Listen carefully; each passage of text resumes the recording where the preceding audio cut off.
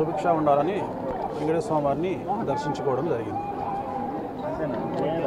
Next 2024లో నేను ఎవరి గురించి అయితే చెప్పానో ఖచ్చితంగా వాళ్ళే వస్తారు.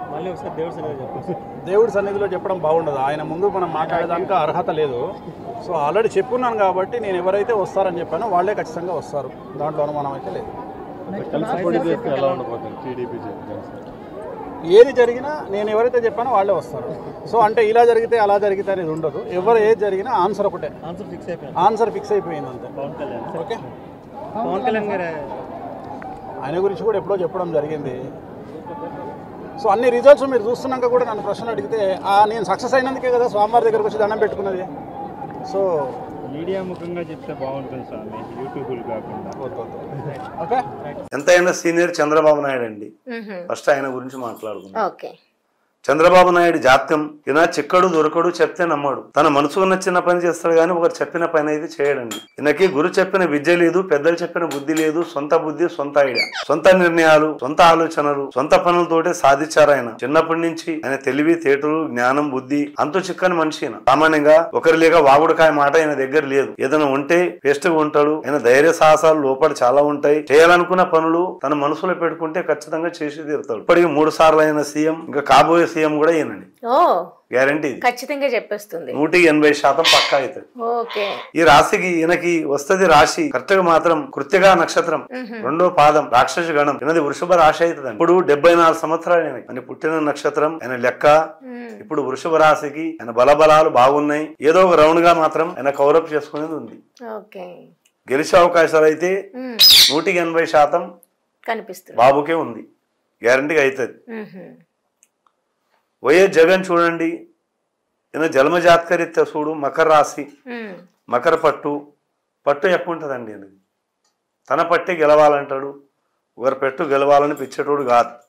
మొండి మనిషి, జిద్దు మనిషి, తనదే గెలవాలంటాడు. ధైర్యం బాగుంది ఆయనకి.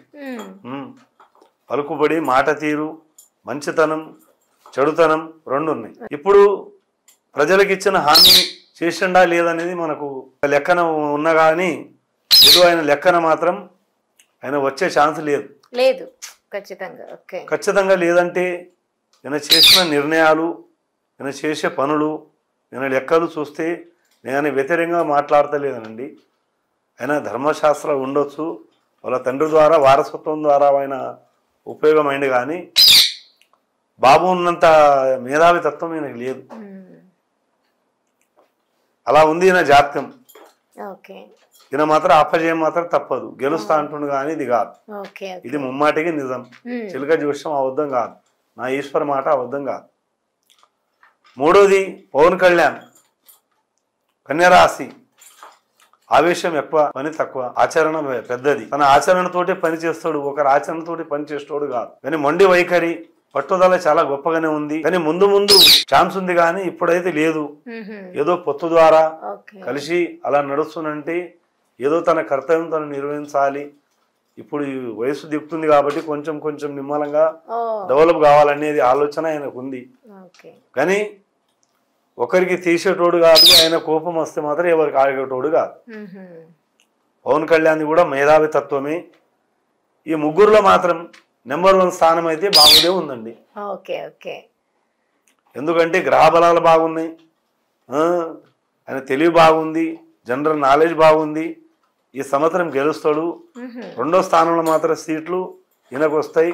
3వ స్థానం సీట్లు పవన్ కళ్యాణ్కి వస్తాయి. ఫైనల్ గా మనకి సీఎం ఎలక్షన్స్ లో నిలిచేది బరిలో అయితే చంద్రబాబు నాయుడు గారు అనేది పక్కాగా తెలుస్తుంది చిలక జోస్యం ద్వారా. గ్రేట్. మరి అసెంబ్లీ ఎన్నికల్లో ఎలా ఉన్నాయో ఒకసారి చూద్దాం. అసెంబ్లీ ఎన్నికల్లో చాలా మంచిగా ఉన్నదమ్మా. కొన్ని గొడవలు, కిరికిరులు వచ్చినా అది తారాస్థాయి చేరవు, నిమ్మలంగానే జరుగుతాయి. శాంతియుతంతో జరిగి గెలిచే అవకాశాలు కనిపిస్తుంది. చిలక జోస్యం అంటే ఇప్పుడు మీరు అన్నట్టు అప్పటి పూర్వకాలం నుంచి ఉంది. నల్ల దమయంతి టైం నుంచి మనకి చిలక జోస్యం అనేది ఒక ప్రాచుర్యంలోకి వచ్చింది. మరి ఇప్పుడు దీన్ని నమ్మడం తగ్గించేశారు, ఎందుకంటారు? జనాలు ఎందుకు నమ్మడం తగ్గించేశారంటే అమ్మా, ఫస్ట్ జనాలకి అంత జనరల్ నాలెడ్జ్ లేదు. అంత పేపర్ చదివేటోళ్ళు గారు. ఒక రేడియో ఉండి తర్వాత టీవీ వచ్చేసింది. టీవీ తర్వాత సెల్లు అవి ఇవి బుక్స్లు ఇప్పుడు దీంట్లో రాయడం అందరు రాయడం నేర్చుండ్రు. ఇది ఇక అధికారంలోకి మీ మంత్రదండం ఉపయోగించి లేదంటే మీ జ్యోతిషం ఉపయోగించి మళ్ళీ 2024 ఎలక్షన్లో ఆంధ్రప్రదేశ్లో ఏ పార్టీ అధికారంలోకి రాబోతుంది, లేకపోతే ఏ కూటమి? ఈ జాతకాలు పరిశీలించాం, అయిపోయింది. సుమారుగా ఎన్ని సీట్లు రావడానికి అవకాశం ఉంది? ఏ పార్టీకి అధికారంలోకి వస్తే ఎన్ని సీట్లు వస్తాయి? సరే, ఇక్కడ ఈ జాతకాల పరిశీలన అయిపోయింది. ఇక మన విశ్వంలో ఉన్న సైంటిఫిక్ అనుకోండి, కాసేపు ఆధ్యాత్మికం పక్కన పెట్టండి, ఒక సైన్స్ అనుకోండి. ఇప్పుడు మన సైన్స్లో ఉన్నాం, సైన్స్ యుగంలో ఉన్నాం. అదే సైన్స్. పూర్వం మంత్రదండం అంటే ఏదో జిఆర్ స్వామీజీ గారు కర్ర పెట్టుకుని ఒక పైన ఇది కట్టుకుని, లేకపోతే విఠలాచారి సినిమాలో రాజనాల ఏదో పట్టుకుని ఆ టైపు ఇది కాదండి మనది. మనం ఇప్పుడు లౌకికంలో ఉన్నాం, మన సైన్స్లో ఉన్నాం కాబట్టి మనం సైంటిఫిక్ మెథడ్సే వాడుకుని కూడా విశ్వంలో ఉన్న శక్తి కనెక్ట్ అవ్వచ్చు. అది నేను గత కొన్ని సంవత్సరాలుగా ప్రాక్టీస్ చేస్తున్నారు. సాధన చేసిన ఫలితంతో దైవానుగ్రహంతో సంప్రాప్తించిన విద్య ఇది. సో దాన్ని బట్టే మనం తెలంగాణలో చెప్పడం జరిగింది. జ్యోతిష్యంలో ఎవరైనా సరే మీకు ఒకటే చెప్తున్నాను, ఇలా ఉంది కాబట్టి గెలవచ్చు, అధికారంలోకి రావచ్చు అని చెప్పడమే తప్ప ఇన్ని సీట్లతో వస్తాడని చెప్పడానికి జ్యోతిష్యంలో ఎక్కడ రాసిలేదండి. అర్థమైందండి? మా సిద్ధాంతులు ఎవరు చెప్పినా ఇక్కడ నేను పూనకం వచ్చినట్టు ఊగి మీ ముందు ఒక డాన్స్ వేసి ఒక డ్రామా వేసి నాకు అమ్మవారు ఆవహించింది, లేకపోతే యేసుప్రభు ఆవహించాడు, లేకపోతే అక్కడ ఎవరో ఆయన ఖురాన్ లో ఉన్న అల్లా వచ్చాడు నా ఒంటి మీదకి, లేకపోతే ఇంకొకటి వచ్చానని ఒక డ్రామాలు వేసి చెప్పి ఇదంతా ట్రాషు. ఇదంతా కూడా జనాలని నమ్మకాన్ని వీక్నెస్ ని క్యాచ్ చేసుకునే సిస్టమేనండి. ఇది అసలు చెప్పడానికి ఈ పూనకాలు ఒకటాలు ఏమీ చెప్పక్కర్లేదు. భగవంతుడు మీలో ఉన్నాడు, నాలో ఉన్నాడు, చరాచర విశ్వం అంతా కూడా వ్యాపించున్నాడు, అన్ని జీవరాశుల్లో ఉన్నారు.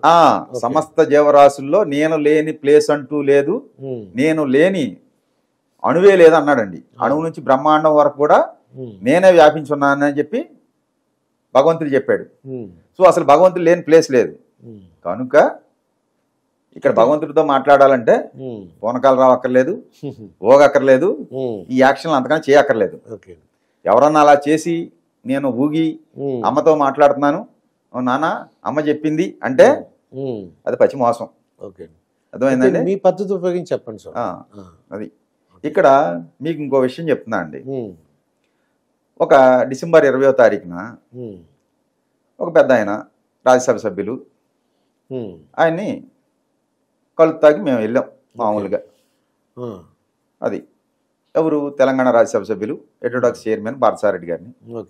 జనరల్గా వెళ్తే ఆయన కలవకపోతే ఏంటమ్మా అన్నాడు, మా ప్రగడారం అని. అంటే ప్రగడారం అని మోహన్ రెడ్డిని కలువు అన్నాడు. కాదండి అంటే లోనాడు ఉన్నాడు కదా వాడిని కలువు అన్నారు. సరే కాదు సార్, నేను ఇలాగా జాతకాలు పట్టుకొచ్చాను మాట్లాడదామని. ఇక్కడ కేసీఆర్ గారిది, సీఎం జగన్మోహన్ రెడ్డి గారి అంటే ఇప్పుడు శాస్త్రం గురించి చర్చించే టైం లేదమ్మా, ఎలక్షన్ హడావుడిలో ఉన్నాం, సో 3వ తారీఖు దాటాక మాట్లాడదాం, దీని గురించి పీస్ఫుల్గా ఉండాలి కదా అన్నారు. ఓహో సరే, మనకి భగవంతుడు అవకాశం ఇవ్వలేదు, ఈయనకి చెప్దామని వచ్చినా అనుకున్నాము. బయటకు వచ్చాము. ఆళ్ళ వీధిలోనే నేను బోరు పాయింట్ పెట్టాను 7-8 ఏళ్ల క్రితం. పంచాయతీ వాళ్ళకి నీళ్లు పడినాయి ఆయన ఇంటి చివర కందుకూరు గ్రామంలో. అక్కడ తెలిసిన వాళ్ళందరూ, మనకు బాగా తెలిసిన వాళ్ళు, ఇక్కడ బోరు మీరు పెట్టారని చెప్పి వాళ్ళందరూ వచ్చారు. మా ఇంటి పక్కన వాళ్ళకి బంధుత్వం ఉంది మా ఊరు వాళ్ళకి. వాళ్ళ గురించి మాట్లాడి ఏంటి అన్నారు. రేపు ఇక్కడ రాబోయేది 63 సీట్లతో కాంగ్రెస్ గవర్నమెంట్.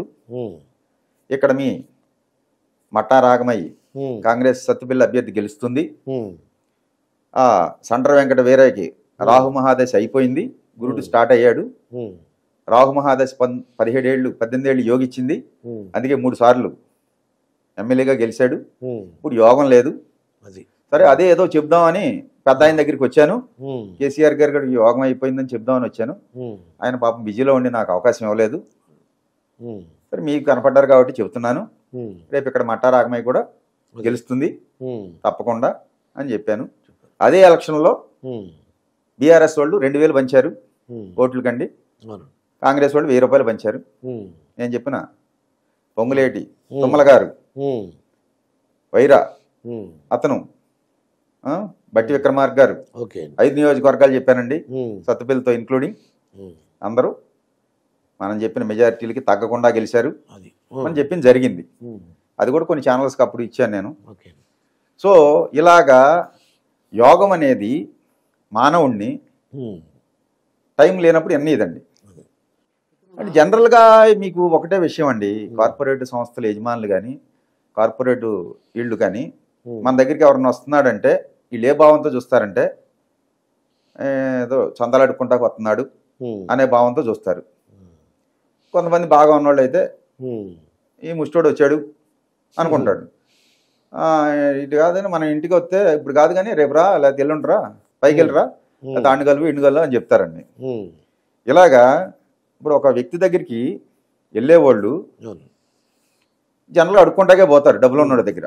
గలం చుట్టూ ఏగలు చేరినాయి అన్నట్టు అవును, డబ్బులు ఉన్నోడు చుట్టూ జనాలు తిరుగుతున్నారంటే ఉమ్, ఆడి దగ్గర లాగుదామనండి. అవును, మీకు ఈ రాజకీయ నాయకుల చుట్టూ తిరిగినా వాళ్ళ సొసైటీ అంతా అంతేనండి. ఉమ్, ఒక అధికారం కోసమైనా లేకపోతే నా ఉద్యోగం కోసమో ఇంకో దానికో మీ చుట్టూ తిరుగుతున్నారు అంటే ఎందుకంటే మీ దగ్గర బెల్లం ఉంది కదా, అవును, బెల్లం లాక్కుందామని. కానీ మా జ్యోతిష్యులు కూడా అంతే, ఉమ్, ఏది బిగ్ షాట్లను పట్టుకుని డబ్బులు వసూలు చేద్దామని అనుకుంటారు. ఆ హోమాలు ఈ హోమాలు చేస్తే మంచిది మీ కంపెనీల్లో ఉమ్, అని చెప్పి హోమాలు చేపించి ఉమ్, కోట్లు దండుకునే అవును, మా సిద్ధాంతులు ఉన్నారు. ఉమ్, సో అలాంటి వాళ్ళనే పెద్ద బిగ్ షాట్లు నమ్ముతారు. ఉమ్, మనలాంటి ఉమ్, కొనకేసుక గొట్టంగాళ్ళు ఉమ్, పూర్ పీపుల్ కదా మనం. అవును, మనం నిజం చెప్పినా ఉమ్, ఎవడో నమ్మడండి, మనం చెప్పిన దాన్ని కూడా ఉమ్.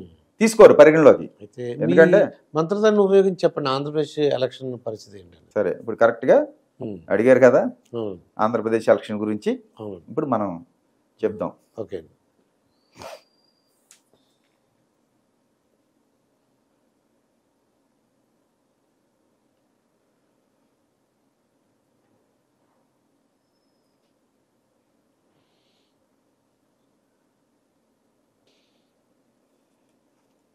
ఉమ్, ఆంధ్రాలో అధికారంలోకి వస్తే చంద్రబాబు గారు రానివ్వండి, ఉమ్, పవన్ కళ్యాణ్ గారు రానివ్వండి, ఉమ్, ఎవరు వచ్చినా 117 ఎమ్మెల్యే సీట్లతో ఉమ్, అధికారంలోకి వస్తుందండి.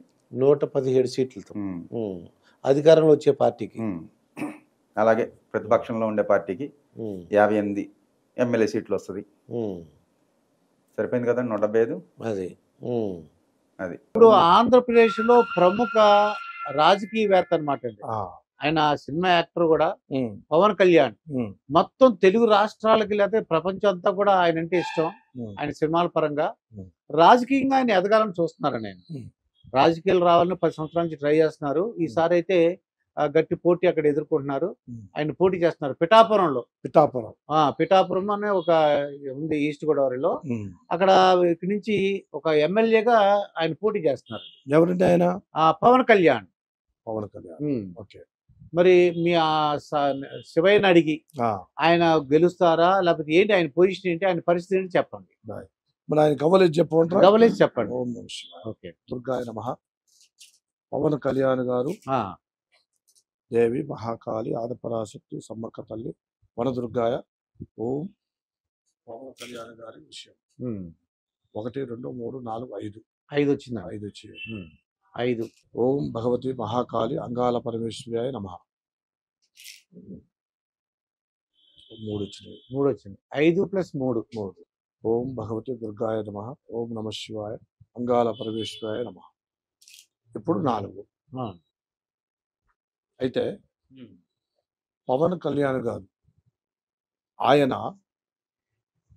ఆయన జాతకం, ఆయన యోగము బాగుంది, జాతకం బాగుంది, ఆయన యోగం బాగుంది.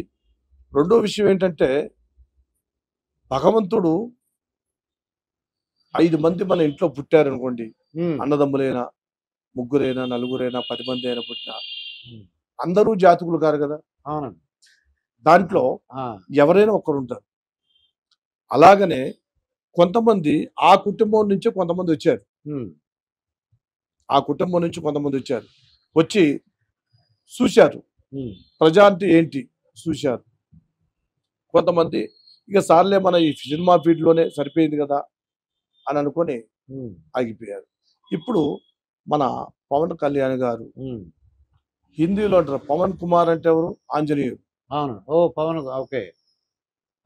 అలా అంటారా? ఆ. పవనుడు. పవన్ కుమార్ అంటే ఆంజనేయ పేరు ఎత్తారు అవును ఆ నార్త్ ఇండియాలో. అవును. అలాగనే ఈయన కూడా ఆంజనేయ లెక్క తిరుగుతూనే ఉన్నాడు. ఒక స్థానం వదిలిపెట్టుకోకుండా తిరుగుతూనే ఉండు, కష్టపడుతూనే ఉండు, మంచి వాళ్ళని చూస్తూనే ఉండు, చెడ వాళ్ళని చూస్తూనే ఉండు, కష్టం సుఖం. ఎందుకంటే ఆయన ఆ బతకొచ్చు సినిమాలో, ఆ భోజనం సరిపోయింది, అవును ఆయనకు వచ్చే డబ్బులే సరిపోయినాయి. అవును. కానీ ఆయన మనసులో ఒక కోరిక. ఇప్పుడు ఎంతో మంది ఉన్నాడు, ఇప్పుడు కోట్లాది పదులు కొన్ని $1,000,000 సంపాదించిన వాళ్ళు ఎంతో మంది ఉన్నారు. అవునండి.